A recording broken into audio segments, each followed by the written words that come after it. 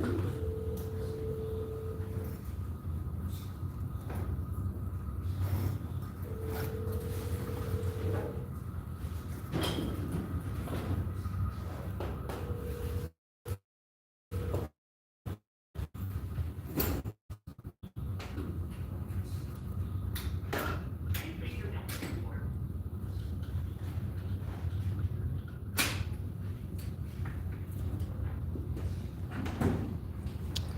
what's up?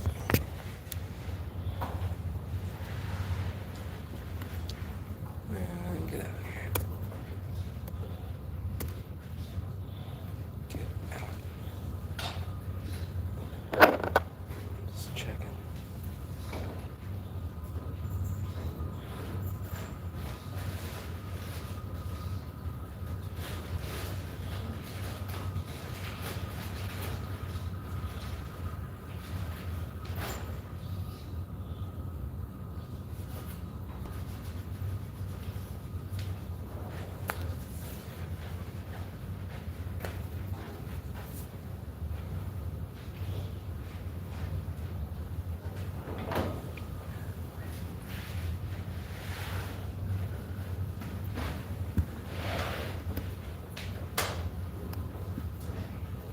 Make sure I'm on. Right. Make sure I'm on. Make sure I'm sure. Okay. Alright, I'm good.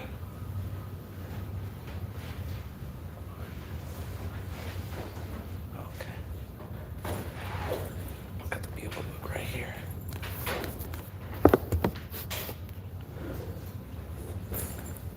It's cold.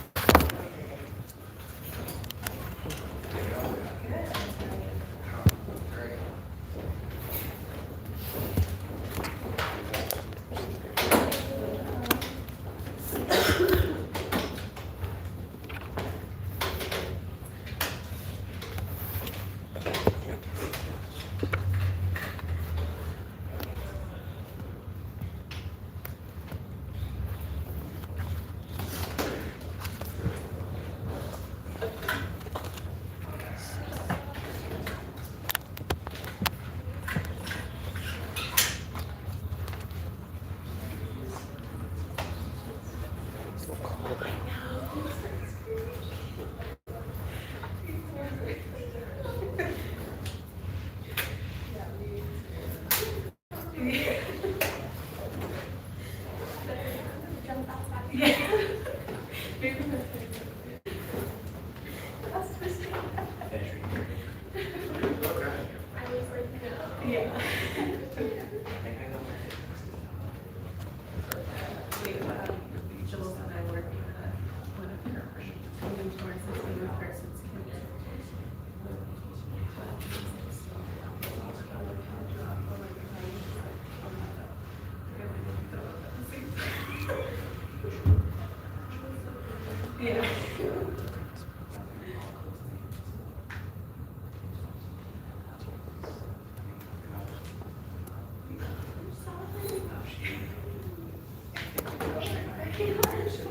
Alright guys, we're not gonna be here long, but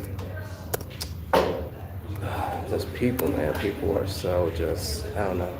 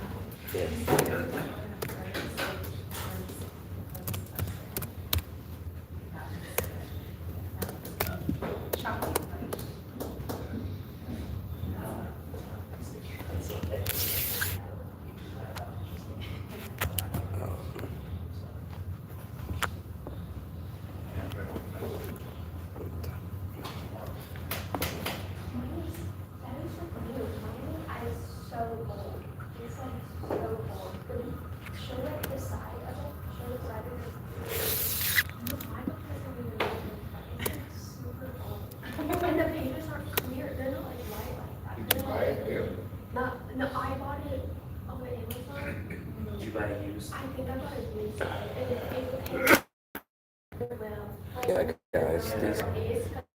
Because it had like the Goodwill sticker on it. And it was like. Did it have this cover? Yeah, it had that cover, but it was, the pages were like really dirty. Yeah, the old, like, dirty colors. And it said somebody's garage for. Yeah, it probably did. But I found it on Amazon for the Jews. Yeah. And I went to look for the other book, and they have those books, and I saw the Fire and Blood, and it was cheaper. I think the one I got off of Amazon was cheaper than the one in half price books, and I was like, sorry. Yeah. Say it to Dala.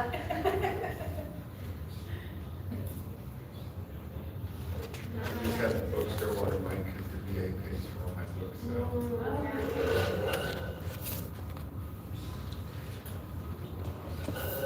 What's up?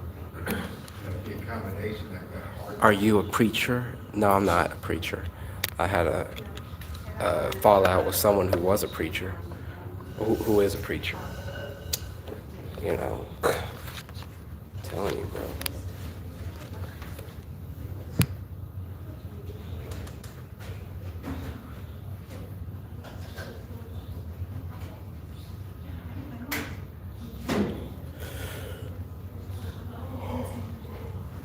I'm tired, bro. This is tiring. I deleted all the other videos. What's up, man? Drew? How you doing? Yeah, man.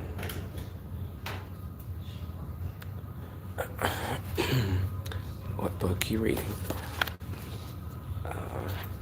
It's Fire and Beulah. Yeah.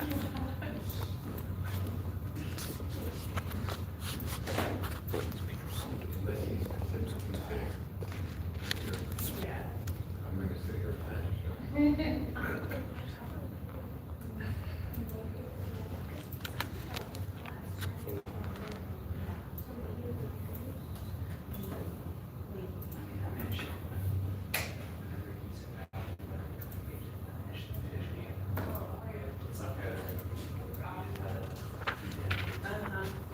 But I think once you get to see it, you're like, Yeah, it's like once you get into the book, you're like, After chapter 2, it's like you guys think, oh, yeah, exactly, yeah. When Yeah. you're reading, Oh, man.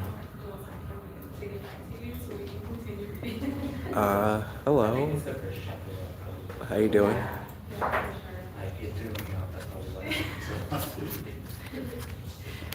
Yeah. Are you in school? Yeah, I am.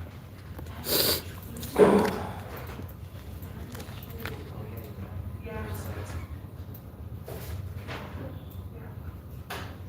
I always like it when books do that. Yeah. When you start with something that they did at the beginning, and then they do it again once they grow up. Yeah. Like I understood.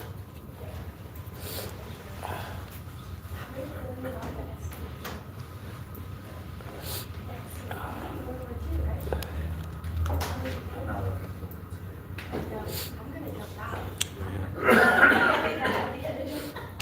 I'm gonna pop out. Yeah. Save us all.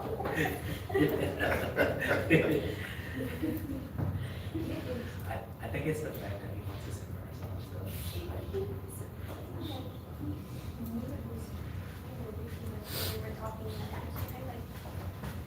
Can you hang around right after class so we can do the talk about the interview thing? Yeah. Okay. Yeah. I'm sorry I haven't replied. Oh, yeah, you're okay. Yeah. The flu. Do you remember? Yeah, I remember. Yeah. Let me go blow my nose real quick, guys.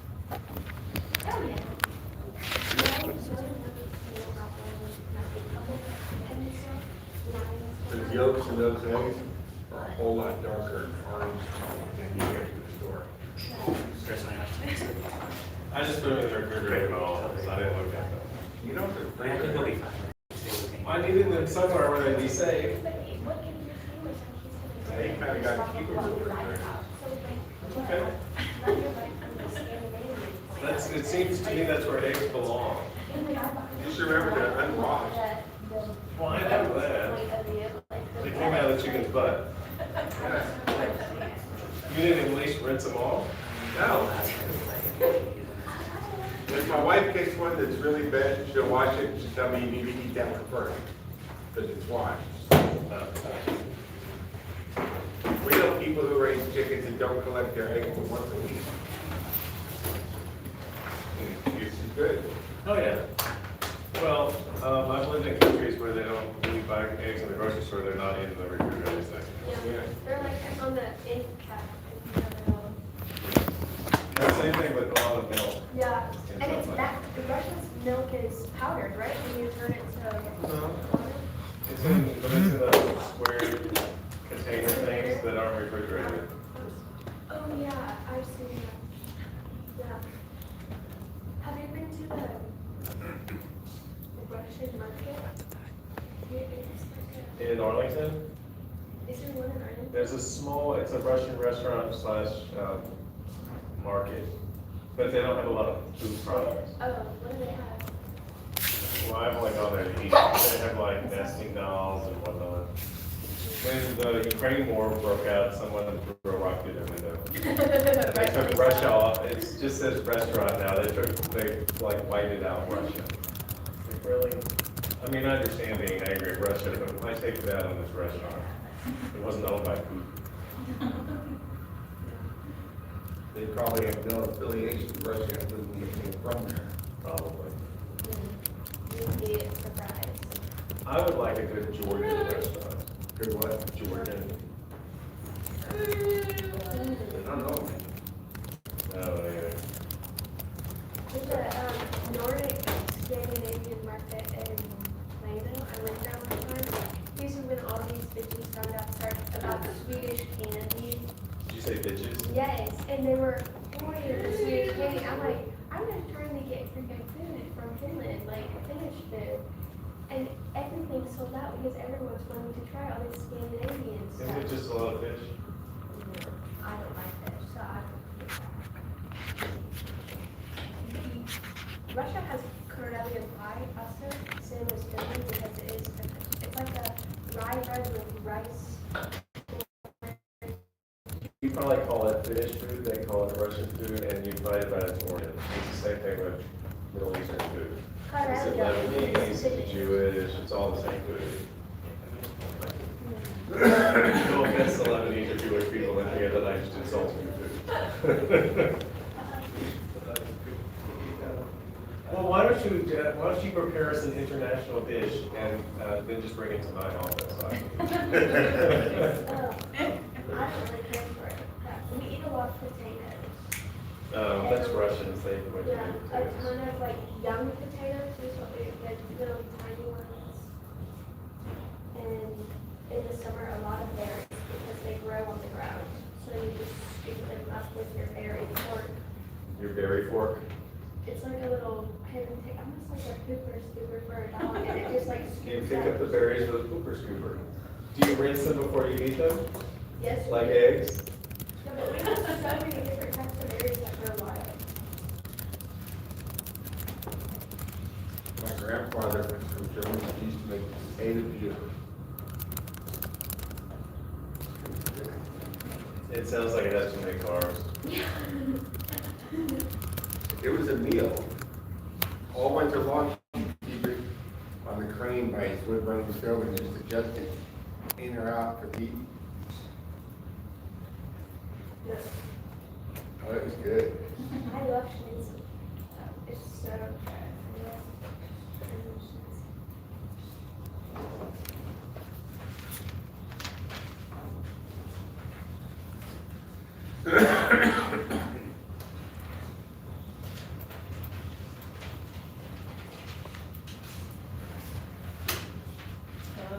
How are you? I'm good, how are you?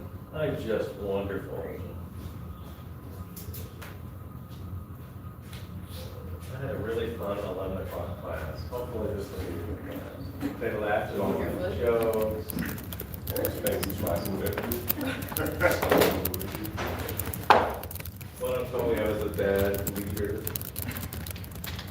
So I walked out of the room, freaked him out, came back.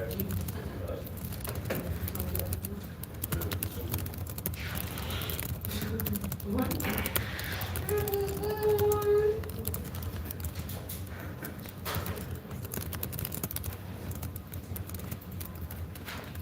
are things over here on the quiet side?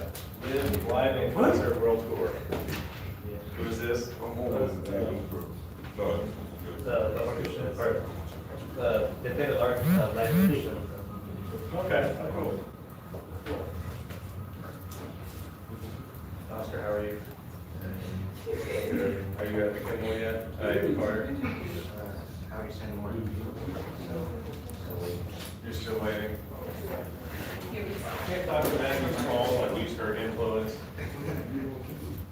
He and I both on the librarian of archivists, whatever it is. Just to But you've seen the typing.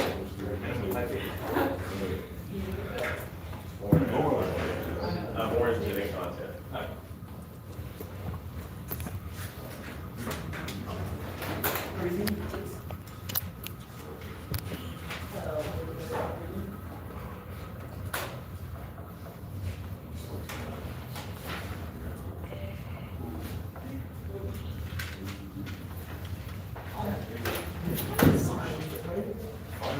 Okay, I was really disappointed in all of you on Monday, except for a few people that had finished reading the book.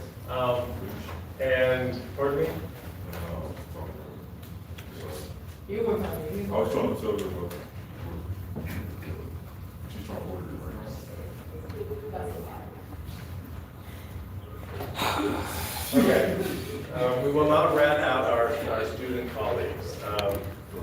But I wanted to say a few things about the book review, since you're going to be working on it. So I'm going to give you, I was a little frustrated because I find, I think the book has a really good message. And I picked it because not only does it chronicle a certain event that I think is important, but it also approaches it in a way that gives you a really good perspective on what things were like in the 1920s. Not just in a place like Tulsa, but places all over the United States. So I do hope that you finish it. But I want to talk about, I want to quickly run over the book review rubric that I use for marking the assignment. And the most important thing, and I have information, Rilla Askew write this novel. It's historical fiction. Why did she write this? Okay, that is the fundamental thing you need to do in your review. She did not write it to tell us about what happened at the 1921 Tulsa race riot. That's not it. Okay, that is absolutely not it. So I'll talk about some themes in just a second. I want to give you guys some clues because it's a work of literature, right? So it's not just straight history. The fact that she puts characters in there and the story revolves around those characters and the events happen to those characters, we have to ask ourselves, hello Billy, we have to ask ourselves, why does she put these characters? What do these characters mean? So, but number one is the purpose. If she were sitting here in the room, you could say, why did you write this book? But she's not sitting here. You can come up with it on your own.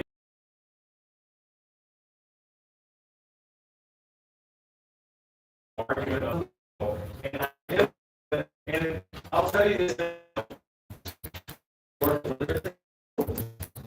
Open to some interpretation. Okay. So I would do that in my first paragraph. That's your first paragraph. It's going to tell me, and it's going to tell me something about the sources that she uses. Okay. You're going to do a little bit of digging to figure out the sources, but you can figure it out. Just Google it. I found that out just by Googling her. This is just a paragraph. Okay. I would imagine first paragraph we're explaining the thesis, introducing the topic in 1920s, 1920s, Oklahoma, oil, all that stuff. And then tell me what the book is about. Okay, you're concluding sentence in that first paragraph is the thesis. That's number one there. Second paragraph, you're going to tell me who Askew is, and you're going to talk a little bit about the sources. Is she reading newspapers? Is she reading lots of books? Where is she getting her information? Okay. That's your second paragraph. And then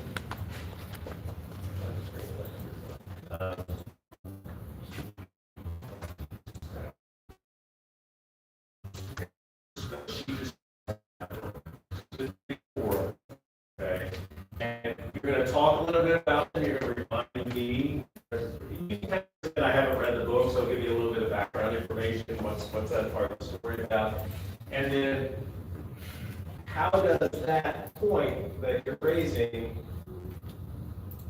support the thesis, support the reason that she's writing the book? Okay. That intersection of thesis and the points of the book is the critical review. Because you're essentially saying, this is the reason she wrote the book. I'm pointing to what's up there. Here's the thesis, here's the purpose she's writing the book, and here's how she supports that. Here's the evidence that she's laying out. Those are the points that you're bringing out. Those are the points that you're raising. Okay. Does that make sense? Do I need further back and explain that more? It makes sense. It makes sense? Okay. Like, well, you've done this before. If you haven't done this before, does this make sense?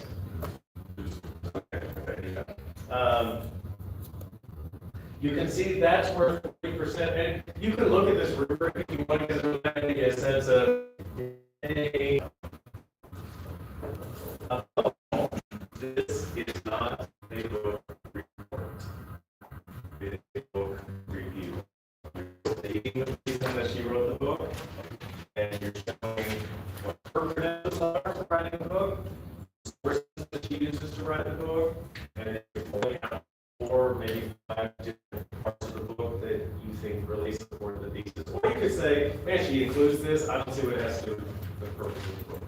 And you can do that as well. That's the essence of the review. Tack on a conclusion.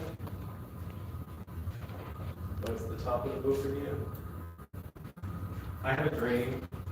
This person in this class. I have a dream that one day, every single book review will get this part right. This is the easiest part of the book review. The heading. There's no title. It doesn't say, this is Hannah's review of the book. I know what, sorry.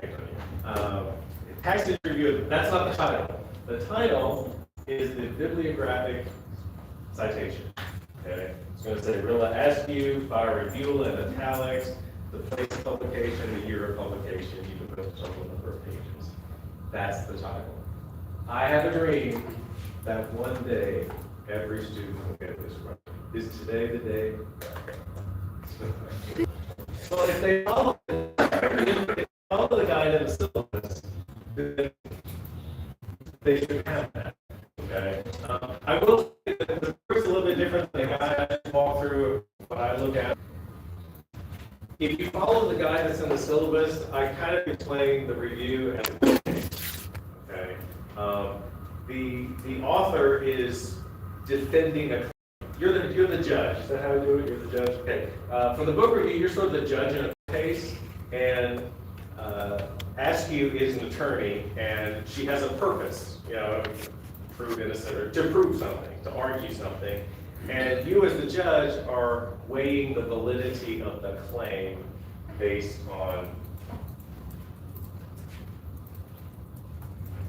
number 4. Okay. So if that helps you to think about it a little bit better, then think of it like that. You're the judge, and you're looking at Askew, and you're saying, here's what you're trying to prove or to argue. Is she doing a good job? I don't, and I think I say this in the guide of the syllabus. I really don't care what you think. It's not so horrible, doesn't it? I don't think I say it that bluntly. You're reviewing her book. Okay? You're not reviewing whether you liked it or not. Okay? We like the fact that it was 376 pages. Is that how long it is? 376 pages. It's 177. Okay, sorry. That's not important. What's important is, here's why she's writing the book. Is she supporting her claim? That's your review. Okay. Are there any questions about that? I'm going to talk a little bit about some of the themes in the book. All right. And I'm bringing this up, you can thank that man over there that's always talking about rivers and water rights and such. He's our water guy. And now our egg guy. I want to talk about some of the themes, and I want to bring this up because normally in a history class, you don't read a piece of literature, okay? Whenever I can, I try to use literature because it's, 1,000 years from now, somebody's gonna look back and they're not just gonna use well, it exists, if anything exists. They're not just gonna use newspapers and archives and whatnot, they're gonna look at books in the same way that if you wanna understand the ancient world, you might look at Homer's The Odyssey, the Iliad, the great works of literature, because they tell you something about the time. If you wanna understand something about the 1970s, 1977, you might watch the movie, did I get the year right? Famous movie, now it's like number 3. It used to be number 1. Star Wars. Star, I got it right. you got it right. Okay, too bad there's no prize. Star Wars, okay, you might look at Star Wars, right? And the movie portrays nothing about the 1970s, but it gives you, if you understand the Cold War, it gives you a really good take on how people perceive the Cold War, right? The West versus the Soviet Union. And so literature does the same thing. The advantage that we have here, unlike Star Wars, this is historic literature. So the history that's in the book is actually happening. The characters is what's created. Okay. So with that in mind, when you're thinking about the purpose of the book, you need to think about, there's a main character in the book. Who's the main character? Nadia. Is that her name? Nadia? Nadia. I know if you read it, if you're only reading it, then you have to say these things, it's like you can't remember them. Althea is the main character, right? And so everything is revolving around her. And so ask yourself, why does the author, how is the author using her really, really bizarre character and habits and all that weird stuff that she does? Why does she do that? Why does she create that character, and how does it help her tell or get to her purpose? Any ideas? Because I think that's, answering that question is sort of fundamental, so I'm going to give you some ideas. And this is thanks to Fred, because he came by my office and I started thinking through them as I was talking to him. Thank you for making me think. The rest of you didn't make me think because you didn't read the book. Oh, I'm sorry, should I not remind you of that? Yeah, dude. Okay, sorry.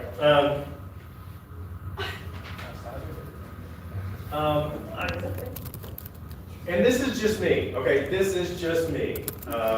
When I read, so this is the second time I've read the book, and I didn't really see this so much the first time, because to me, when I read the book the second time, I thought, the massacre seems to be so, where is the massacre? It seemed to come along faster the first time I read it. I don't know why, but it, I don't remember it taking 250 pages before you get to, now it's Tulsa, it's May 1921. I don't remember all that early stuff. I remember it, but I don't remember the massacre not starting at least halfway through. So I asked myself, what is her, why does the author put her in the story? What is her role? And then I asked myself, well, what was her life like? And we talked about this in the last class because most of you have at least read that first chapter. She's there at the very beginning. She participates in something with her mother. Her mother has an accident, a child is born. Her mother asks her to kill that child. She does not kill the child. Okay. I think that's sort of essential here. Okay. Because she starts off doing. If you kill somebody, is that a good thing or bad thing? Depends. Let me set this up. Okay, let me set this up. We need some more clarification. I'm a woman. I'm pregnant. Yes, thank you. I'm a woman. I'm pregnant. I'm very near giving birth. And for some reason, someone brings in a horse into the classroom. It kicks me in the stomach. The baby goes over to the side. Okay. The baby has been kicked. For all intents and purposes, the baby is no longer viable. Okay, you would think it was dead. Okay. For whatever reason, the midwife is called. If you read this, she kind of shoves the baby back into position, and the baby is born. okay? It's deformed, gives it to the daughter, sorry, give it to the daughter, please kill this. I'm sorry. I got a question. In that case, should the baby die? Are you gonna say it depends? Does it have all its fingers and toes? Yes, sir. You said who, helped with the birth of the midwife? The midwife. The midwife. Was that the creek, that's the creek one, correct? Yeah. Okay. I was about to ask you about that. I was about to say, the doctor never showed up, right? No, the doctor never came. No, it was always the midwife. And she keeps coming. I mean, she's there even at the very end to deliver, the grands. Oh, don't spoil it. She's there to deliver the son of who she delivered the first time. Okay, so she's done something that we would consider in a religious sense a what? A sin. What did you make it get everything? That's not me, that's not me.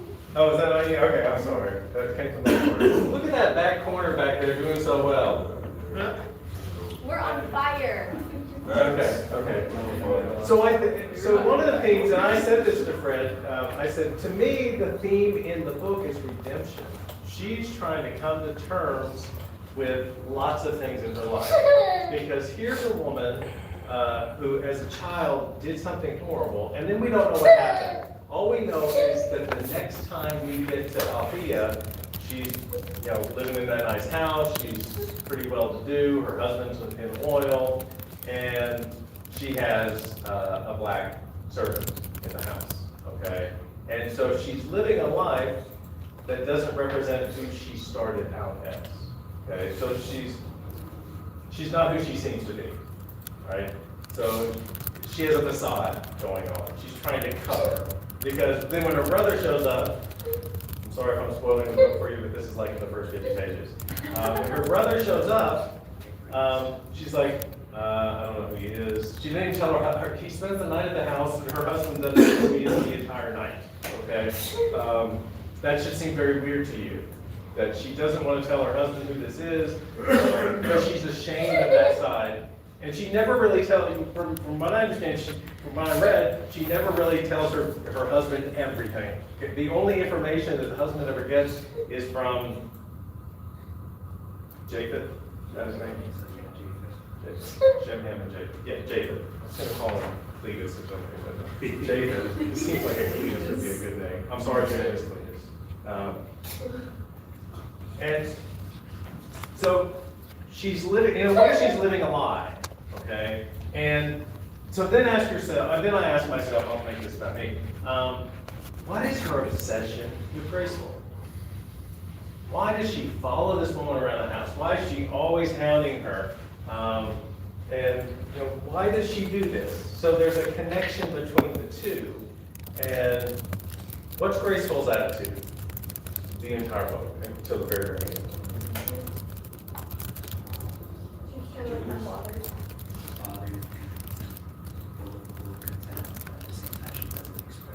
Okay? You get the sense she's always seething with rage. Is that? But she doesn't show it on her face. She's always walking. Althea could be yelling at her, yelling, and Graceful is like, just, and kind of walks away. But you get the sense she's seething with rage. Right? So there's something going on with this woman too. But then, okay, I'm going to give a little bit of it away. I'm sorry. And they get separated. They come back together, and then I'm jumping to the very end. The burning happens. Okay. May 31st, June 1st, 1921 happens in Tulsa, and Graceful wants to go downtown. And she wants to go to Greenwood while all this stuff is going on to get to her mother. Okay. And Althea goes with her. Okay. And you should be asking, why is Althea going with her? Because she cares for her. And that's where she's finally coming to understand that she does care for this girl. Okay. And it's like she wants to ensure she doesn't die Okay. Why? because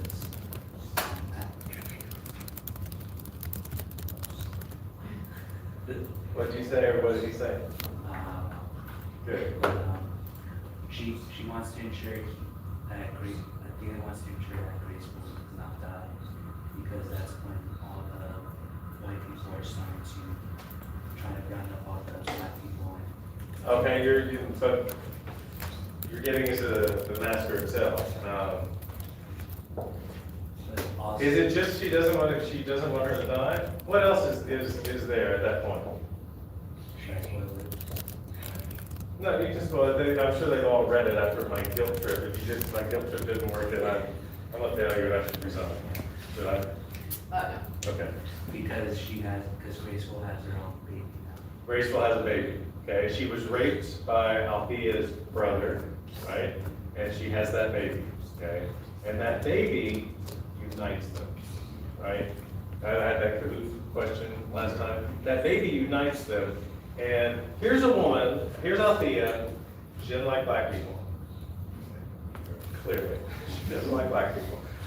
Don't sound shocked, because it's Tulsa in 1921, it's America in the 1920s. She doesn't like black people, and yet she's attached to this woman. And she's attached not only because of the child, right? It's her brother's son, but it's also, yes, I heard that. And now you brought my train of thought.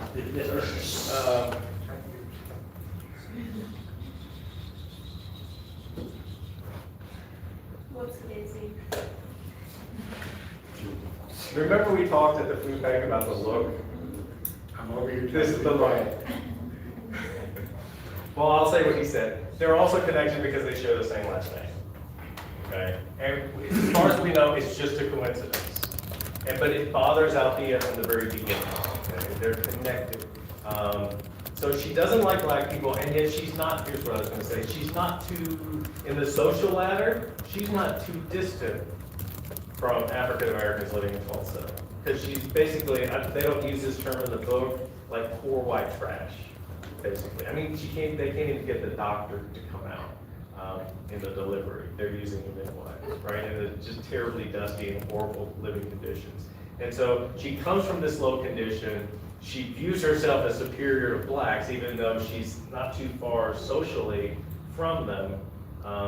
She ends up living this very nice lifestyle that she's never quite comfortable with because she's always at ease.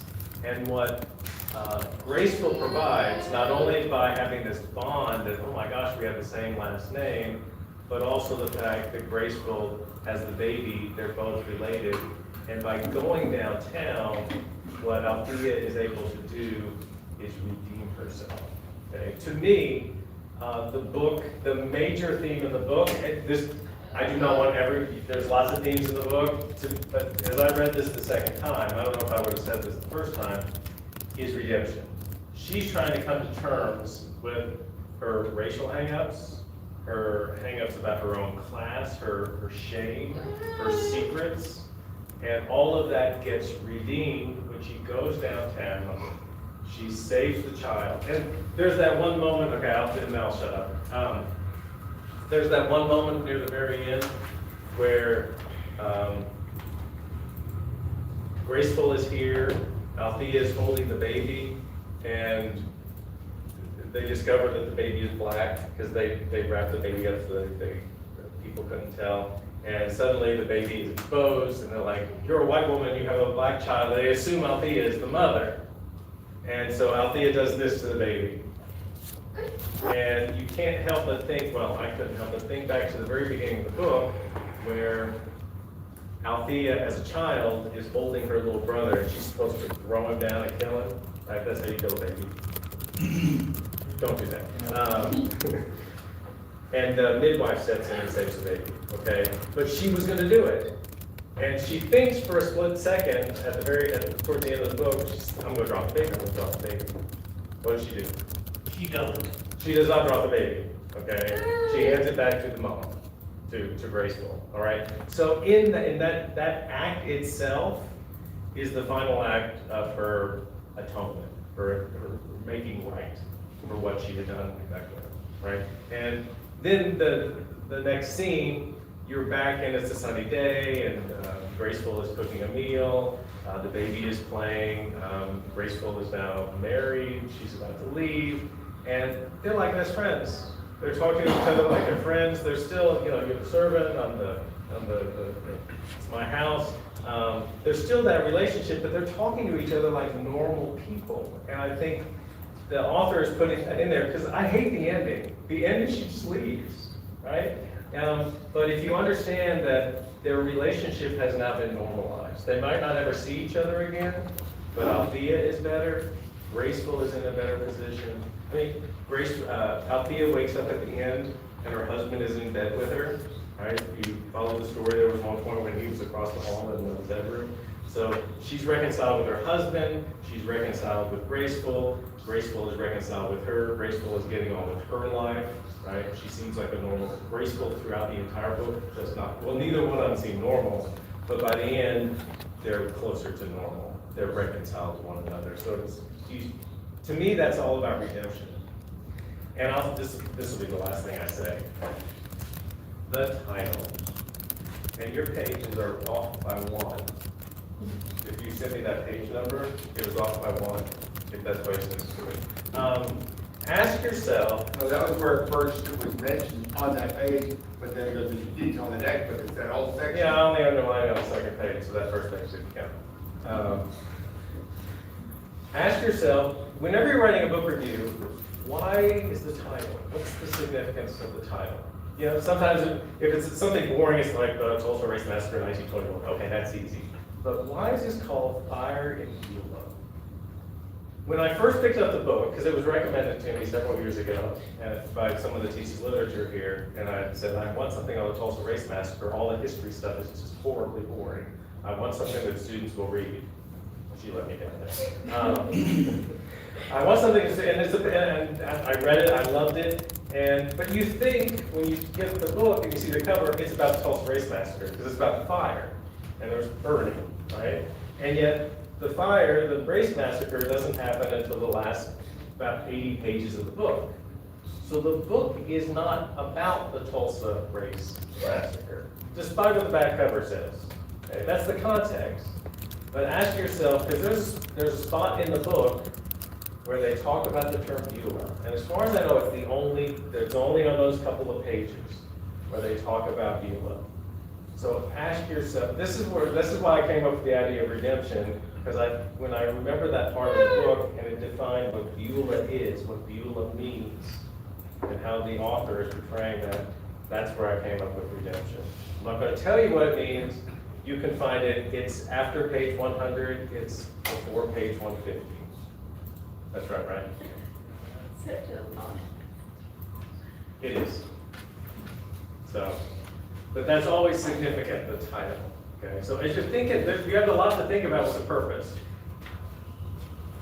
I don't want everybody to say it's about redemption. Okay, get your own idea. If you want to throw that in, that's great. But look at what Beulah means and how ask you to describe Beulah, and it will give you some good clues.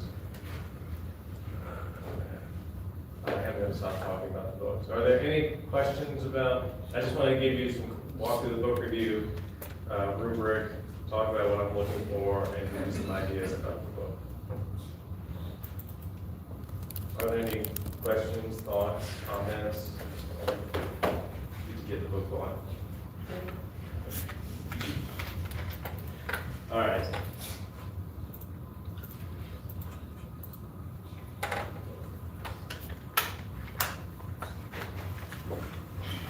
That's way too long. Okay. So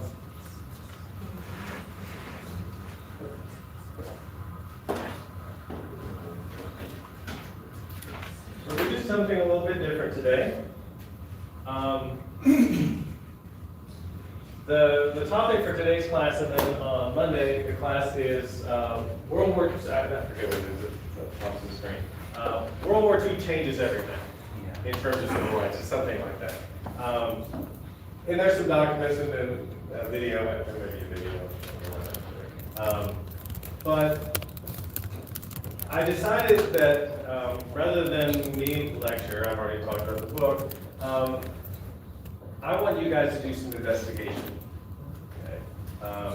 So I came up with 6 topics. Let me run through these real quick, because all of these are related to the Second World War, and all of these things have an impact on what happens after the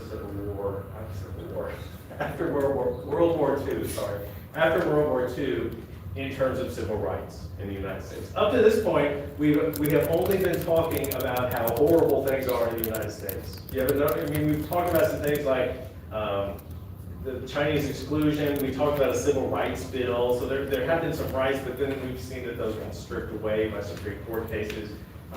So it's been sort of a roller coaster ride up to this point. World War II is truly the moment where, after the war, you have women in the United States saying, wait a second, we're not going to do this anymore.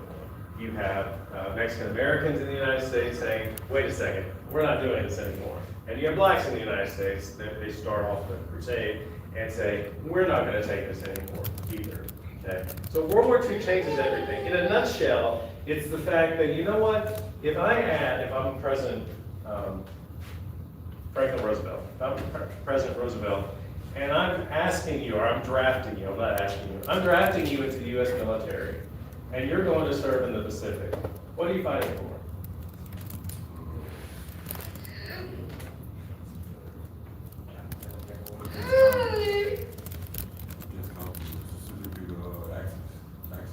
Okay, I'm fighting against the Axis powers. What am I fighting? If you get sent to Europe, what are you fighting for? Fighting with both. No, I'm fighting against, like, Nazi Germany, the spread of the SS, and USSR. USSR is your ally. Oh, yeah. What are you fighting for? But as a European standpoint, that's not, though. If you're saying if I'm fighting as a European, that's not. I'm not asking you as a person from your home country. I'm asking you as an American. Are you just saying like for the idea of freedom and democracy? You're fighting for freedom, right? If you're fighting in the Pacific, I mean, we talked about this, okay, well, I can never hear you, and you're sitting too close to her, so she's muting you. You're fighting for freedom, right? And you're fighting for, you're liberating the Philippines from the Japanese, you're liberating parts of China from the Japanese, the Korean Peninsula, if you're in the Pacific. If you're in Europe, you're liberating France from the fascists, Italy from the fascists. You're fighting for freedom, okay? For the freedom of these Europeans. So imagine you come home, imagine you're black and you come home. Sorry. Imagine you come home, okay? Imagine you come home from war and you know you were fighting against the fascists in Germany. And you feel really good about that. And you come back to, I don't know, Jacksonville, Mississippi. Is that Jacksonville? Jackson, Mississippi, which is a pretty good town. You come home to Jackson, Mississippi, and you're feeling really good. You're in your uniform, you get off the bus, and I'm sorry, you're a black person. You can't be walking on Main Street. You need to be in an alley, right? Or you try to go to the movies. Movies are really big after the Second World War, and I'm sorry, blacks can't see the movie today. You can go back on Thursday afternoon, you can sit up in the balcony. Or you try to buy something in a store, and they're like, we don't serve black people in here. You see your little brother, and he still has to go to that old dilapidated segregated school at the end of the dirt road, not the brand new school. Are you like, well, God would have his life, but that's the way it is.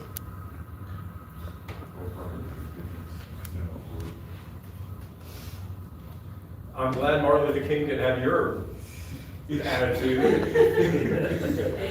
Does anybody else want to answer this? Are you going to take it? No, you just got back from here. Yeah, you're like, I just put my life on the line for the freedom of strangers. I come home, and this is my own town, and I'm treated like this. It's blacks are going to develop, women are going to develop, Mexican Americans in different parts of the U.S. are going to develop an attitude of militancy. And by militancy, I don't mean they're going to start fighting. The attitude is, we are not going to take this issue anymore. We're not going to take this anymore. Women, for example, unless you, are you contagious? Okay, that's not a good thing. Imagine you're a woman. Oh, well, very good. Should I pick on you now? Not you're a woman. You didn't go into the military, but you know what? You lived here in Fort Worth, and we had a shortage of workers out of there was a bomber plant out of like, is that Jacksboro Highway over there? Have you lived here your whole life? 199. Yeah. 199 Jacksboro Highway. What is it? 199 Jacksboro Highway. Yeah, okay. So there used to be a bomber plant out there that was constructed early on in the war. And they were short of workers because most of the males, the young men, were drafted into the military. So guess what? You got a job there. And for the first time, you got a paycheck. Okay, how's that feel? Describe it. I love how people answer Feels my like I'm questions free. like, is that the right answer? If we got free, I'm probably getting free. Exactly, okay, you couldn't have answered that question better. You feel free. No, yeah, free was the word I was looking for. It's giving you independence. And so then imagine, you come back, the war is over, you're still working there, people are coming home, and all of a sudden, your boss comes in, Bill is your boss, and he says, listen, you took a man's job, and then they're back, Why does that have to be my part? need to give you a role and get you off your phone. Men are back. Listen, women, I'm going to speak for Billy. You know, you really should be home and having children and stuff like that. So, thanks. Here's your lunch check. You're fired. So mean. What's your attitude? I mean, now I'm mad. Okay. I just got my first paycheck, I've been working, but then as soon as the men come back, I'm just pushed out. Uh-huh. But I've been working. Uh-huh. So Thank it's you for your automatically service. my job. Uh-huh. No, it was their job. You filled in. Yeah, there was not much long, so. Finally paid. Imagine you're living along the southern border and you're participating in the Bracero program. Somebody's going to look it up in a second. You're participating in the Bracero program. That is, you're bringing over lots of people from Mexico to work. You know, because there's lots of agriculture along the border, and you're growing this agriculture. It's helping to feed the troops, feed people on the home front. She's working in the factory. We need to keep her fed until you lose your job, then you don't care. And so we're bringing over these workers, and there's some of them they're staying. They're in the United States, and then all of a sudden the war's over. It's like, thanks, bye. How do you feel?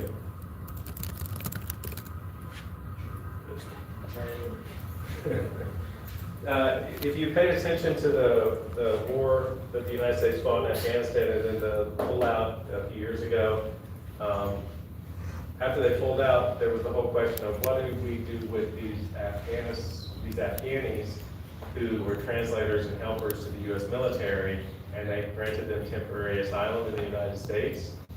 And now the current administration is like, well, we're withdrawing that recognition. You need to leave. You can go back to Afghanistan. How do those people feel? It's the same way that those Braceros felt. Okay, if I can give that a modern day spin. So, so that's the context of the Second World War when it comes to rights. People have been granted certain privileges. Still, if you're in the military, it's still a segregated military. But you fought for something, and you come home and you're treated the same way. So what I'm going to do is I'm going to count off to 6. And what I want in groups, I don't know how many that's going to make. There's 2.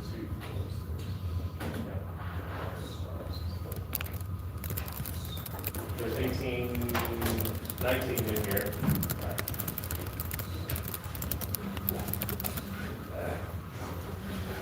There's 19 people in here. Oh, no.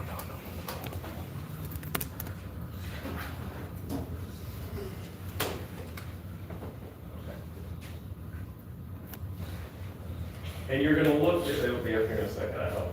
You're going to look your item up.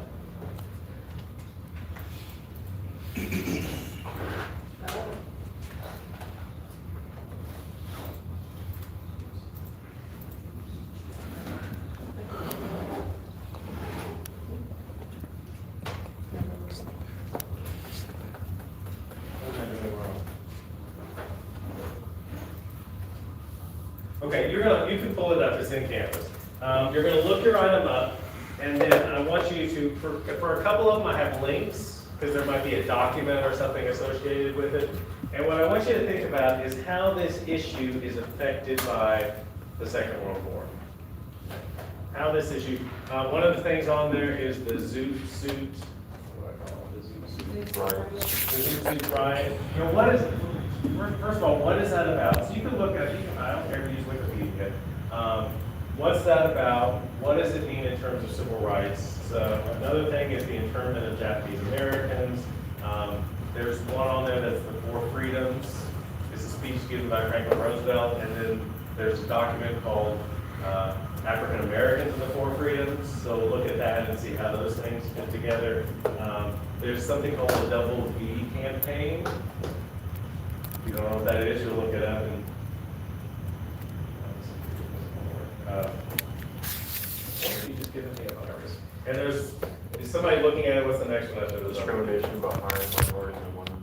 Okay, so there's a particular government act on there that talks about, hey, you're a business and, you know, you're normally a racist business, you don't hire blacks, you don't hire women, you gotta hire blacks and women for the duration of the war. So look at that and see what that does in terms of civil rights. Is there another one?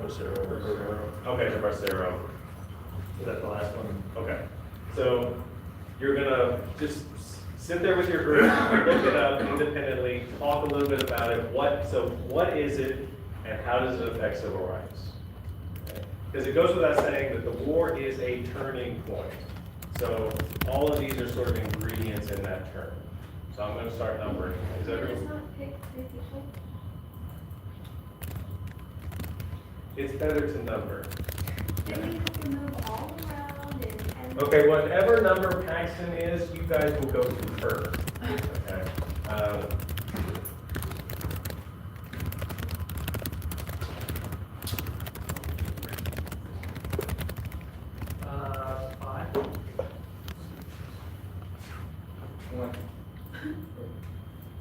Is there 6?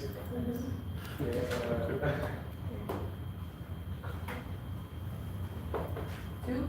See, when you don't speak to, she doesn't know what number she is. 5. I love how you get mad. You get angry. Are you angry at yourself? You're angry at me. Did 4? That's what I'm saying. Okay, so it's not like. 6? 6, okay. 4, 3, 5. Okay, you can do 6, so. Okay. Did I say 6? Okay. Let's just just go down, go across the room. 1's over here in this corner, 2, 3, 4, 5, 6. Your turn on wheels, it's easy. Fred is a 5, so